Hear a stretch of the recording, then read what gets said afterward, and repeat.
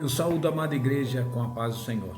É um privilégio estarmos aqui mais uma vez para juntos louvar e adorar ao nosso Deus maravilhoso. Hoje é o culto das senhoras, fui convidado a trazer uma meditação e vamos começar orando, né?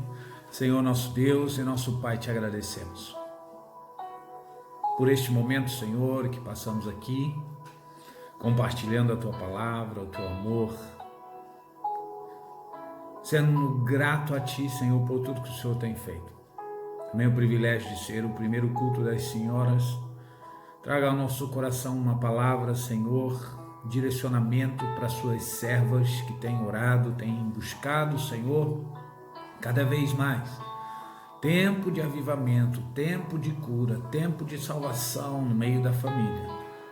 Traz, Senhor, a nossa mente, o nosso compromisso. Renova, Senhor, as nossas forças para juntos continuarmos orando e intercedendo por cada um. Obrigado por cada irmã, aquelas que estão com as suas famílias, elas que estão cuidando de alguém que está doente dentro da sua família, aquelas que também estão doentes. Ó Pai, que a sua poderosa mão neste momento alcance cada uma, cada coração necessitado e juntos a família de cada irmã. E obrigado por cada uma delas, pelas orações que elas têm feito, Senhor, que com certeza têm ido também ao Teu trono, a respeito de nós como igreja, nossas famílias, nossos filhos, Pai, os responsáveis pela igreja, também os pregadores, pelos músicos. Ó Pai, obrigado. Não temos palavra para agradecer, Senhor, tanto as Suas bênçãos sobre nós, como também esse exército que se levanta para orar, para interceder, para se movimentar. Ó Pai, muitas das vezes não é na vista de todos, mas estão sempre se movimentando debaixo da Tua poderosa mão e pela Sua direção. Eu te peço, Senhor, receba o nosso louvor, fala ao nosso coração neste momento, pois estamos na Tua presença. É o que nós te pedimos e te agradecemos desde já. Amém. Glória a Deus. Minhas irmãs e meus irmãos, eu estive aqui observando um hino, enquanto meditava na palavra do Senhor para falar com a igreja. O hino 368 diz assim: tem um Deus muito, muito, muito grande, maravilhoso Ele é, sempre amoroso, sempre vitorioso, maravilhoso Ele é. E quando em lutas ou provas, sempre conosco Ele está, nos levanta quando caímos, e Sua mão nos sustentará. Tem um Deus muito, muito, muito grande, maravilhoso Ele é, sempre amoroso, sempre vitorioso, maravilhoso Ele é, maravilhoso, maravilhoso, maravilhoso Ele é. Aleluia! Ele é realmente maravilhoso. O escritor, compositor desse hino não estava enganado e nós também não estamos enganados.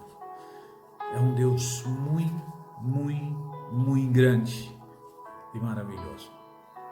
E esta manhã tivemos um tempo, a Santa Ceia, comunhão com a igreja, sentimos a presença de Deus e Ele continua conosco e está aqui neste momento, falando ao meu e ao seu coração, através da oração, através do louvor e agora também através da palavra.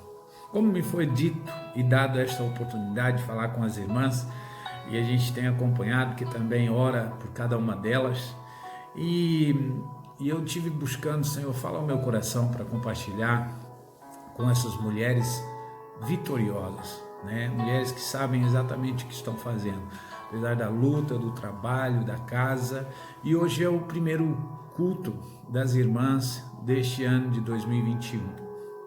E com certeza o Senhor fala ao nosso coração, não só das irmãs, mas também dos irmãos, que elas são as bênçãos na mão do Senhor. E nós compartilhamos também disso, somos abençoados por elas, por serem bênção na mão do Senhor. Nós também somos abençoados. Eu quero então, por favor, os irmãos podem abrir as vossas Bíblias, está em Atos capítulo 16, verso 25 a 34. Diz assim: perto da meia-noite, Paulo e Silas oravam e cantavam hinos a Deus, e os outros presos os escutavam. E de repente sobreveio um tão grande terremoto que os alicerces do cárcere se moveram, e logo se abriram todas as portas e foram soltas as prisões de todos. Acordando o carcereiro, e vendo abertas as portas da prisão, tirou a espada e quis matar-se, cuidando que os presos já tinham fugido. Mas Paulo clamou em grande voz, dizendo: não te faças nenhum mal, que todos aqui estamos. E pedindo luz, saltou dentro e todo trêmulo se prostrou diante de Paulo e Silas. E tirando-os para fora, disse: senhores, que é necessário que eu faça para me salvar? E eles disseram: crê no Senhor Jesus, e serás salvo, tu e a tua casa. E lhe pregaram a palavra do Senhor e a todos os que estavam em sua casa.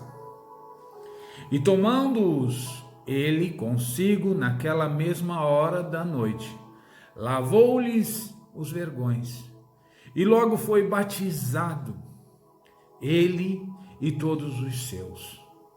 Então, levando-os à sua casa, lhes pôs a mesa, e na sua crença em Deus, alegrou-se com toda a sua casa. Glória a Deus. Glórias a Deus, a esse Deus maravilhoso. Temos aqui um testemunho de algo sobrenatural que acontece na vida de dois servos e discípulos do Senhor.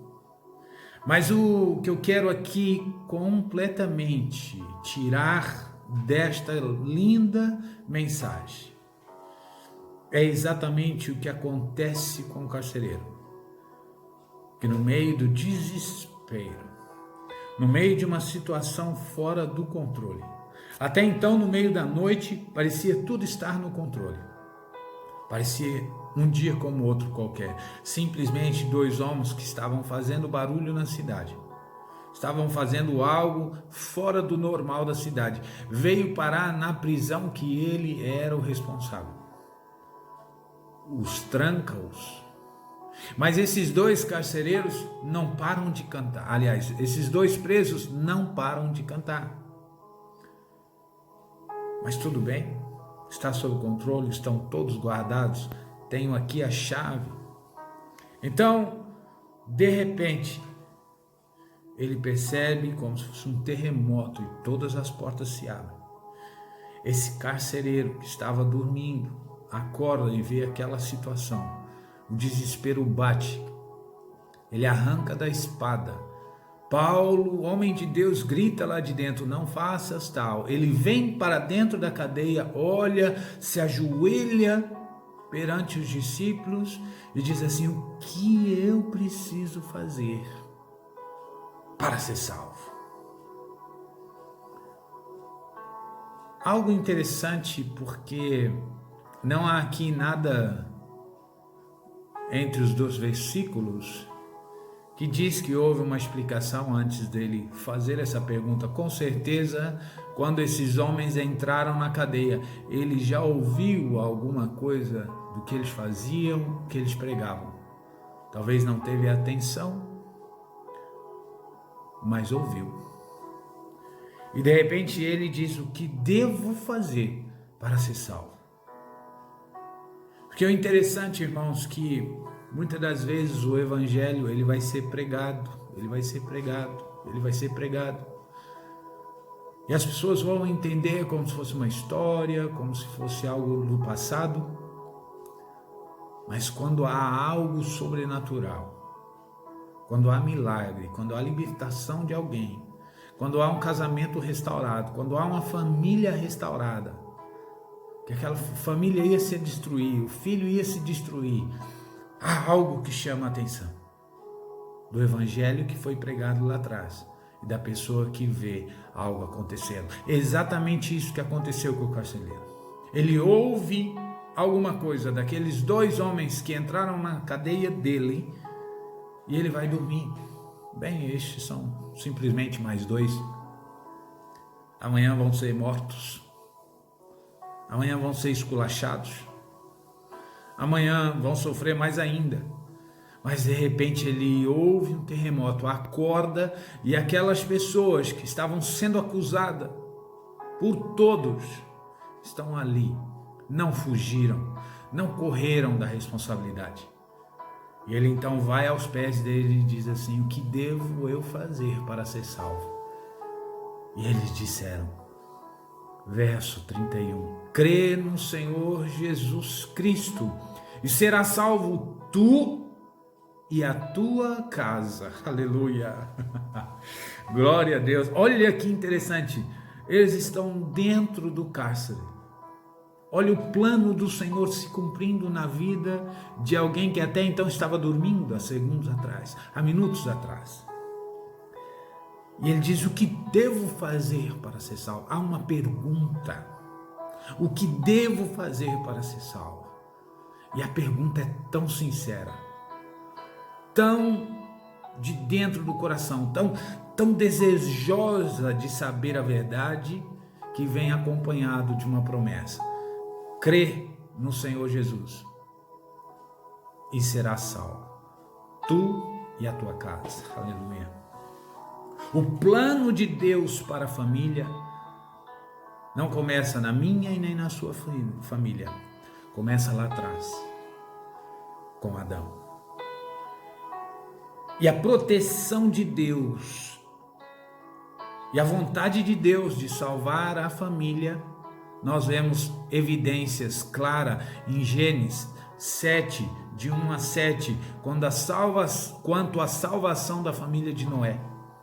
Nós vamos ver também em Gênesis 45, verso 7, a salvação da família de José. Nós vamos ver também em Êxodo 12, 23, a salvação da família israelita no Egito. Também em Isaías 6, 25, a salvação da família de Raabe.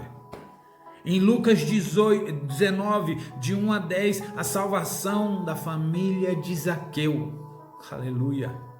Este curioso, o Senhor Jesus vai até a casa dele, a conversão, e o Senhor diz: hoje chegou salvação a esta casa. Alcança Zaqueu lá fora, mas a salvação continua na casa de Zaqueu. Está em Lucas 19, de 1 a 10. E Atos 16, 31. A salvação da família do carcereiro, desse que nós estamos falando. Que os discípulos olham para ele: crê no Senhor Jesus Cristo e será salvo tu e a tua casa. Sabe o que é a grande verdade disso tudo? É que Deus quer salvar toda a nossa casa, restaurando por completo os membros da nossa família. Esta é a promessa de Deus, essa é a vontade de Deus, esse é o desejo de Deus. Quando olhamos para várias famílias que Ele cuidou, que Ele livrou, que Ele resgatou, que Ele protegeu, é o desejo dEle. Está fundamentada na família do Senhor. Quando Ele foi separar um povo para Ele, Ele traz Abraão e Sara. É através de uma família que os projetos do Senhor começou. E é nessa família que nós fundamentamos a nossa alegria e a nossa esperança, a família do Senhor Jesus Cristo.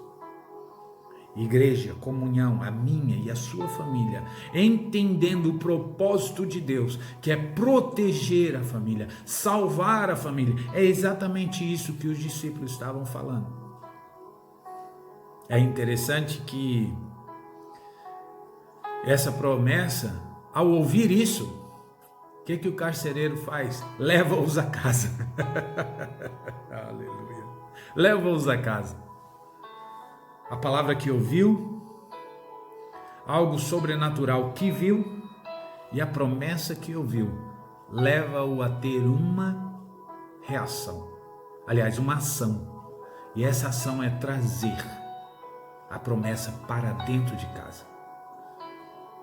E os discípulos ali vai conversar com eles. E eles ali escutam a palavra de Deus. E aí, de repente, ele fala, vamos lavar. Eu estou vendo aí que tá as feridas, as marcas das chicotadas antes de entrar no cárcere, estão ainda no seu rosto, no seu corpo. Vamos ali, vamos lavar. Eles lavavam. Enquanto lavavam, eles falavam do Senhor Jesus, do amor, do sofrimento. E o carcereiro cuidou deles. E lhe pregavam a palavra do Senhor e a todos os que estavam em sua casa. Verso 32. E tomando-os ele consigo naquela mesma hora da noite. Isso tudo acontece numa noite só. Isso tudo acontece. Prisão, louvor, livramento e salvação de alma individual e familiar. E tomando eles consigo naquela mesma noite, lavou-lhes os vergões. Aleluia. Este é o sinal daquele que aceita o Senhor Jesus. Ele vira servo. Ele quer servir. Ele coloca a mão na ferida do próximo. Ele se movimenta. Se nós queremos ver um sinal de conversão na nossa família, na nossa vida, na igreja, observamos a atitude desses que se converteram, desses que acreditam a Deus, inclusive a nós, pregadores dessa palavra. Inclusive todos da família, colocar a mão nas feridas dos outros. E aí então, enquanto eles eram ali lavados, havia água, havia água, e o que aconteceu? Lavou-lhe os vergões, e logo foi batizado, ele e todos os seus, numa noite. Em uma noite, enquanto o inimigo tentou barrar o trabalho do Senhor, Deus já tinha um plano para a vida e para a família do carcereiro. E para a nossa família? Qual será o plano de Deus? É o mesmo, não mudou.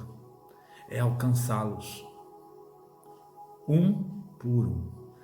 Mãe, pai, esposo, esposa, filhos, filhas, genro, netos, sobrinhos e aí por diante. Todos, avô, vó, todos. Todos. Olha a ação do carcereiro, ele leva para dentro de casa a palavra viva, a palavra falada e a palavra restaurada.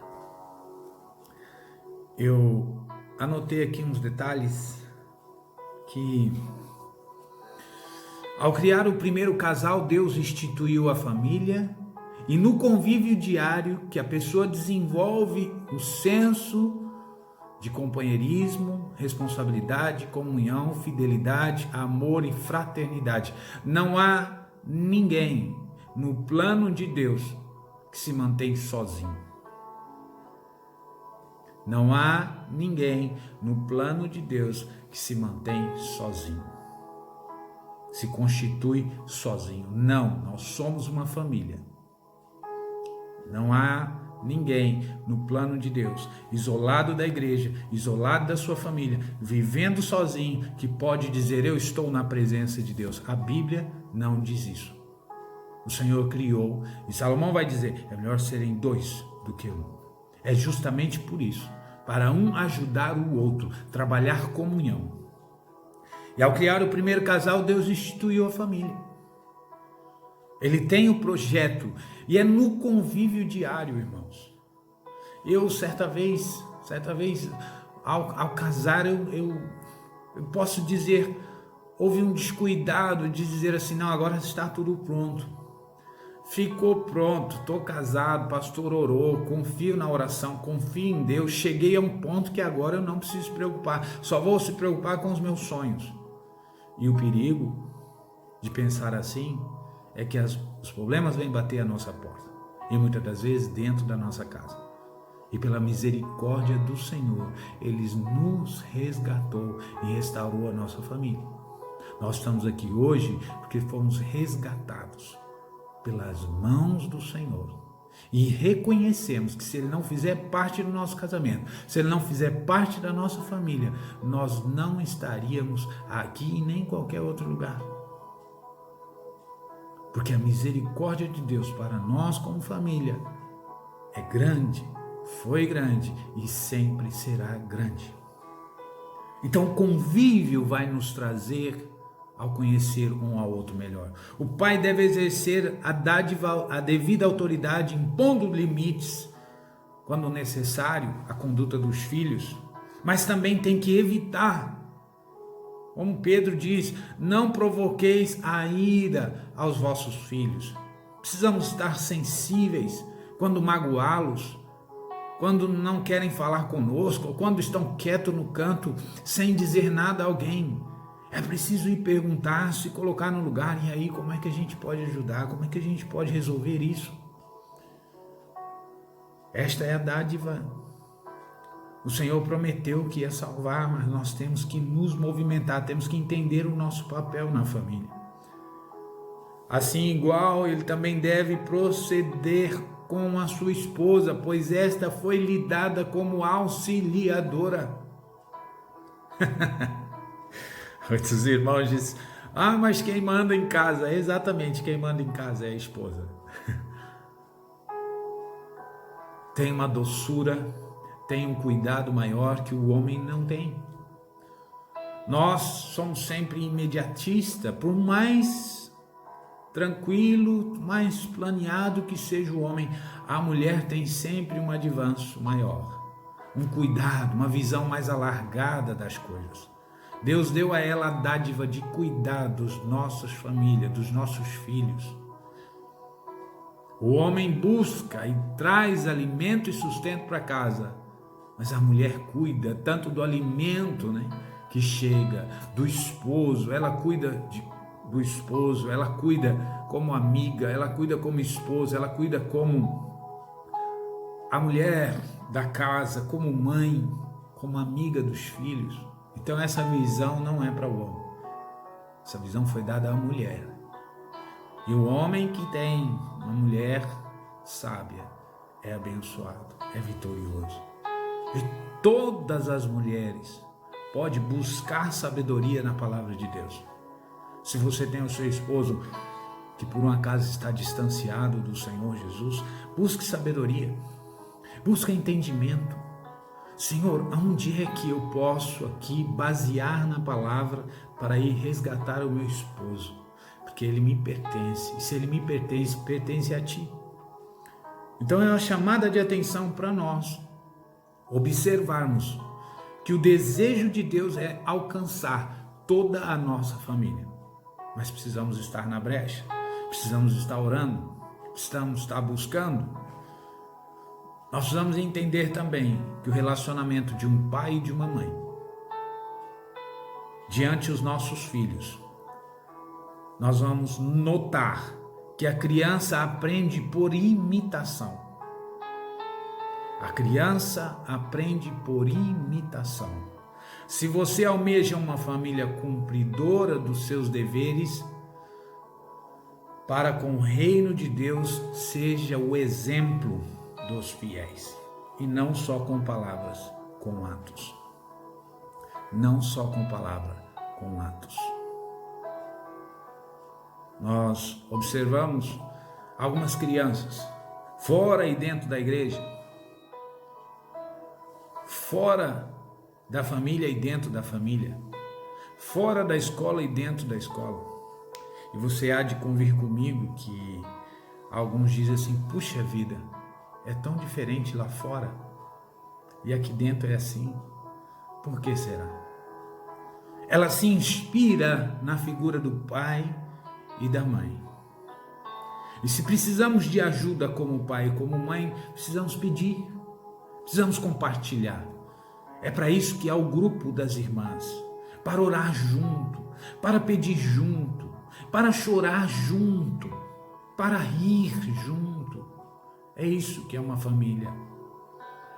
É para isso que há o pastor, o auxiliador, o líder, o professor da escola dominical, para ajudar, para compartilhar, para ajudar a levar a carga até os pés do Senhor. E aí as nossas crianças perceberão que eu não sou só um pai, herói, mas que eu sou simples de coração e busco sempre ajuda à igreja. Eles entenderão que a igreja, como família, é alguém que pode me ajudar a todos os momentos. Não batendo nas minhas costas, vai dar tudo certo, não.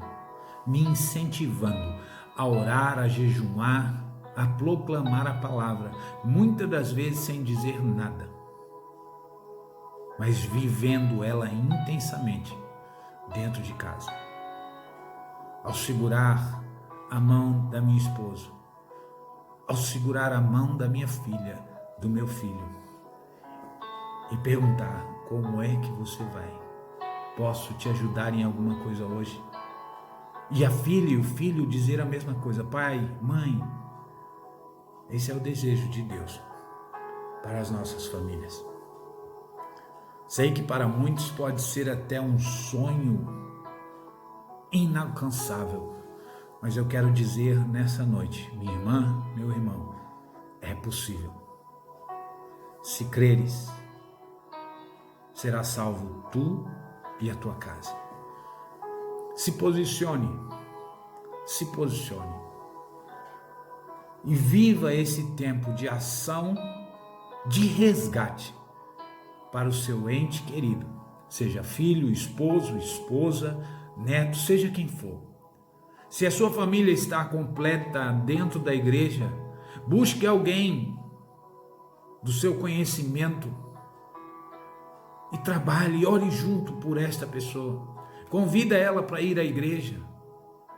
Faça da igreja a extensão da sua casa. Nós precisamos entender isso. A igreja é a extensão da minha casa. A pessoa diz: não, eu tenho coragem de ir na sua casa, mas eu não tenho vontade de ir na igreja. Olha, a minha casa é a extensão da igreja. Quando eu chego na igreja, eu me sinto em casa e você também vai sentir em minha casa. E com certeza a paz que excede todo entendimento, que é essa que está no meu e no seu coração, na nossa casa, ela também está, como também está na igreja. Palavra redenção, livramento proporcionado por Cristo ao oferecer-se para morrer em nosso lugar. Com a sua morte vicária, livrou-nos das concupiscências eternas do pecado original. O Senhor deseja e Ele já cumpriu. Ele é o nosso Redentor, tanto individual como a nossa família. Por isso o desejo dele é alcançar a nossa família, alcançar a nossa família, aos nossos amigos. E por que não dizer aos nossos patrões?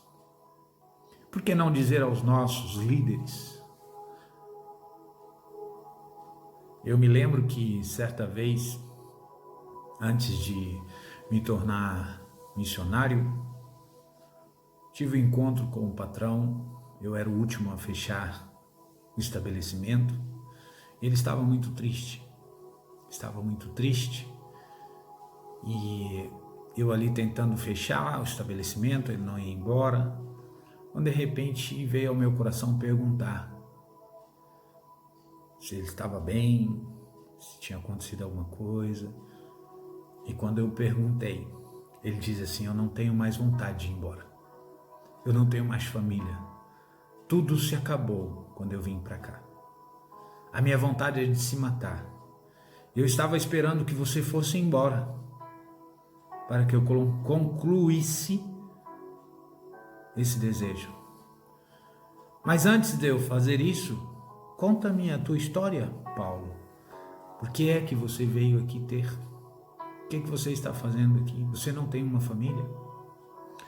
E eu então contei a minha história de imigrante, e chorando, porque eu sou muito chorão, disse: o Senhor tem um plano para a nossa família. E li Isaías 58:11. O Senhor te guiará continuamente em mim. E eu disse assim: posso orar por você? E aí eu vou me embora. Ele: sim, pode orar. No momento em que eu orei para ele começou a chorar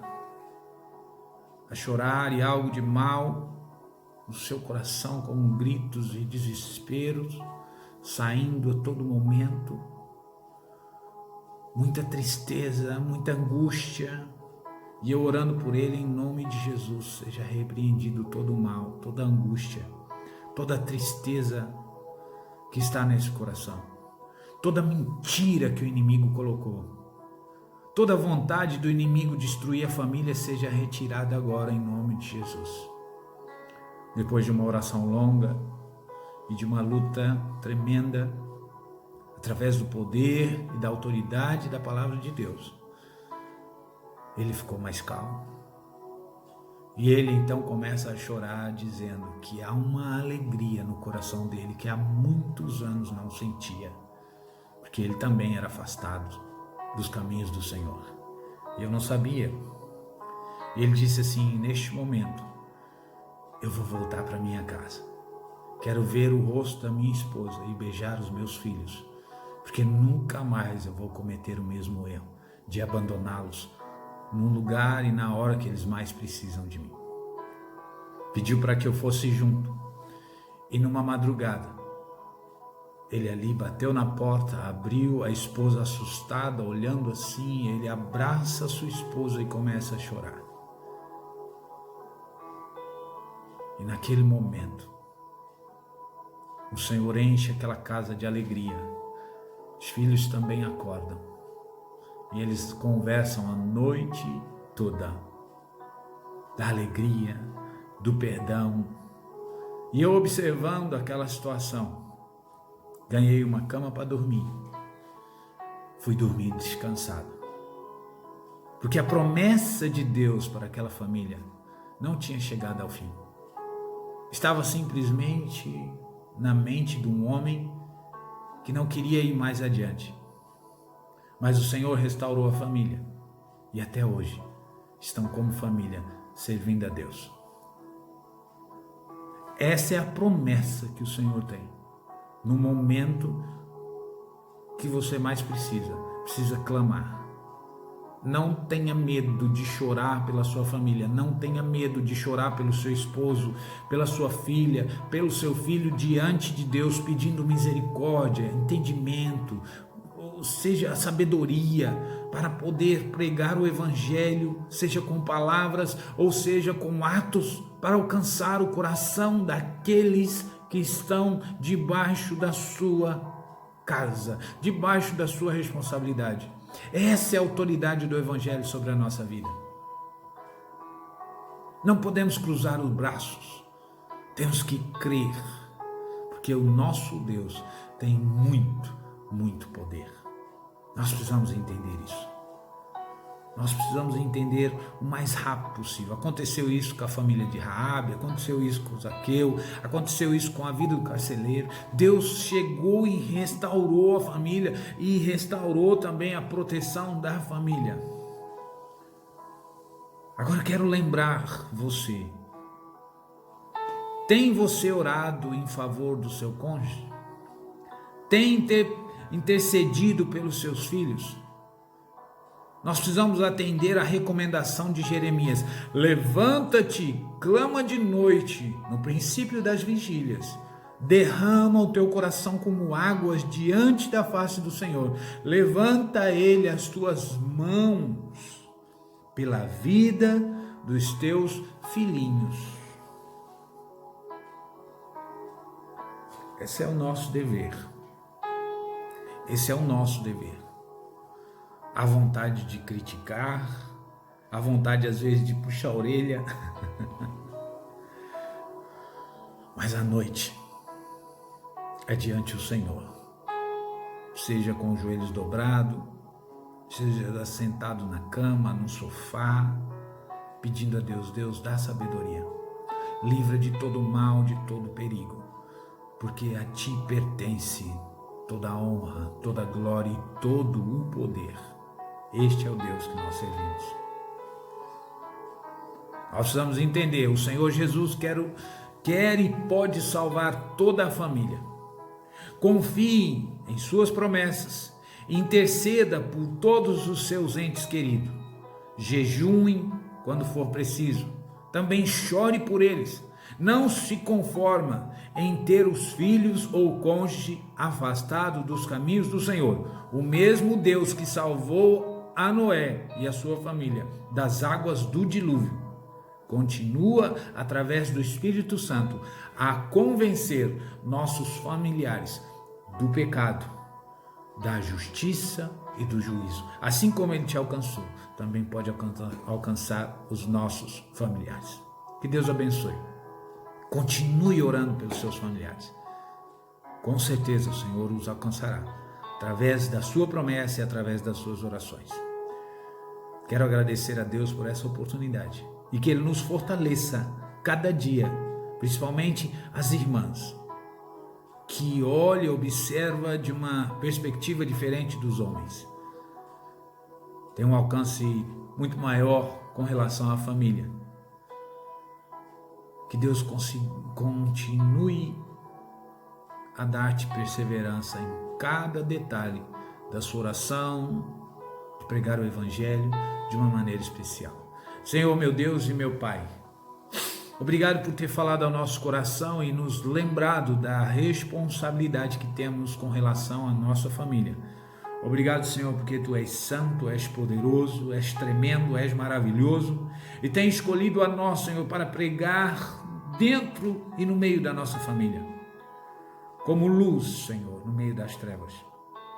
Que as nossas atitudes, Senhor, sejam atitudes que pregue o Teu Evangelho, ao falar, ao olhar, ao fazer um carinho, ao direcionar algumas palavras. Pai, que esse ano seja um ano de desafio vencido pelo Teu amor, pelo Teu comando, pela Tua ordem. Ide por todo o mundo e pregai o Evangelho a toda criatura. Amamos as nossas famílias. Queremos ver eles contentes e felizes. Coloca no nosso coração aquilo que nós precisamos fazer para que eles venham este ano de 2021 conhecer-te a Ti de uma maneira diferente daquilo que eles conhecem até hoje. E nós colocarmos diante de Ti e dizer: Senhor, o que tiver que ser da nossa vida para alcançar os nossos filhos, o nosso esposo, a nossa esposa, seja feita a Tua vontade. Eis-me aqui, Senhor, envia-nos para esta grande missão que está no nosso lado, às vezes deitado no nosso lado, sentado no mesmo sofá, segurando em nossas mãos.